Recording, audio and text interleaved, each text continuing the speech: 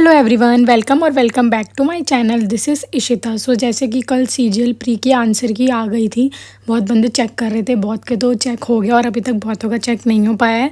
तो इस वीडियो में मैं आपको अपने सीजीएल प्री में कितने नंबर बने हैं वो बताऊंगी और मेरा आगे का क्या प्लान है वो बताऊंगी।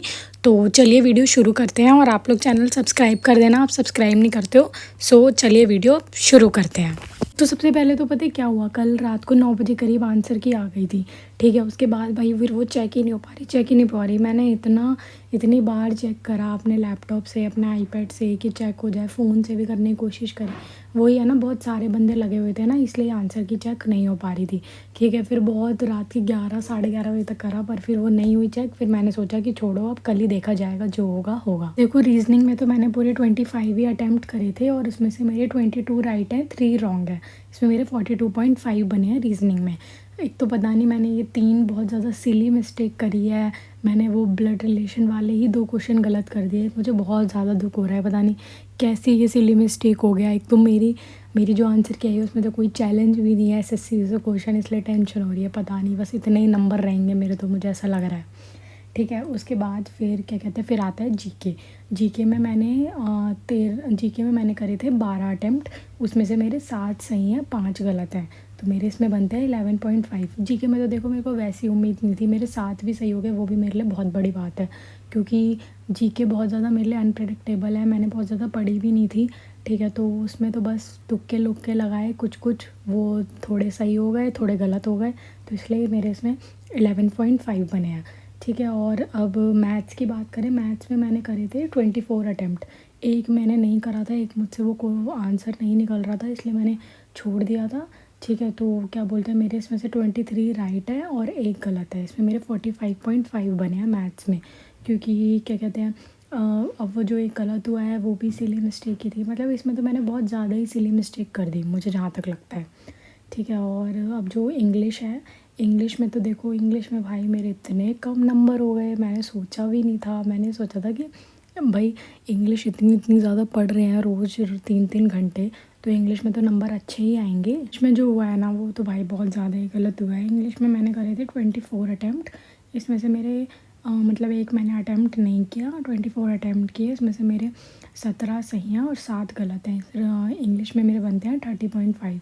ये सबसे ज़्यादा बुरा स्कोर है मेरे इंग्लिश का। मेरे कभी मॉक्स में भी इतने नहीं बने, हमेशा मॉक्स में 35 प्लस ही रहते थे, 40 प्लस रहते थे। पर वही पता नहीं वहाँ पे क्या ही हो गया, इतनी ज़्यादा गलत हो गए। वही है ना, इंग्लिश में मैंने पहले भी बोला है कि हमें ऐसा लगता है वो सही होगा पर फिर वो आंसर गलत हो जाता है। और फिर वही चीज़ हुई मेरे साथ भी, इसलिए मेरे 7 क्वेश्चन गलत हो गए। 7 क्वेश्चन गलत होना बहुत बड़ी बात होती है। और मेरी आंसर की में तो कुछ चैलेंज भी नहीं है, जैसे मैंने अभी बताया आपको। तो मेरे हिसाब से मेरा इतना ही टोटल स्कोर होगा। मेरा टोटल स्कोर इन सबको मिला के बनता है 130। तो अब 130 पे तो भाई मुझे नहीं पता क्या होगा क्या नहीं। और ऐसा दिमाग ही ख़राब हो रहा है सुबह से, जब से आंसर पता लगे हैं मुझे। तो अब देखो आगे का तो मेरे को पता नहीं, और बहुत लोग कमेंट्स में नहीं बोलेंगे मेरा नहीं होगा नहीं होगा नहीं होगा। पर देखो अभी हम कुछ कह नहीं सकते हैं जब तक पूरा एक डाटा नहीं आ जाता। रैंक मिंत्रा पे भी डाटा डला है, तो उसके हिसाब से अभी हमें नहीं पता लग सकता। और मेरी शिफ्ट हार्डेस्ट भी नहीं है, इजी शिफ्ट है। मेरी 14 सितंबर को फर्स्ट शिफ्ट थी। और आप लोगों की कौन सी शिफ्ट थी आप लोग बताना, और आप लोग के कितने नंबर बने ये भी बताना। अब देखो आगे क्या, देखो मैंने पहले भी बोला था कि मेंस की तैयारी बेकार तो नहीं जाती। ठीक है, इस साल नहीं तो अगले साल, तो इसलिए मैं मेंस के लिए तो प्रिपरेशन करूँगी, क्योंकि अभी कोई एग्ज़ाम भी नहीं लगा हुआ है।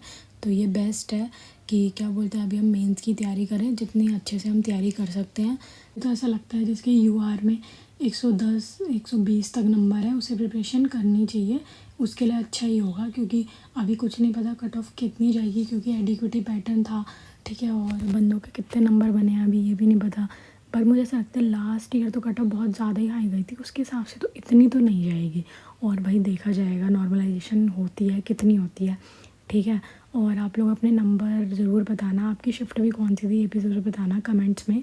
और अब देखते हैं आगे क्या होता है। अभी तो फ़िलहाल फेस्टिवल है, उसे एंजॉय करते हैं, आगे का देखा जाएगा। इस वीडियो के लिए इतना ही। Thanks for watching, do like share and subscribe. आप लोग अपने मार्क्स ज़रूर बताना, और आगे का आप लोग का क्या प्लान है ये भी बताना, और सब्सक्राइब कर देना। जल्दी ही मिलते हैं नेक्स्ट वीडियो के संग।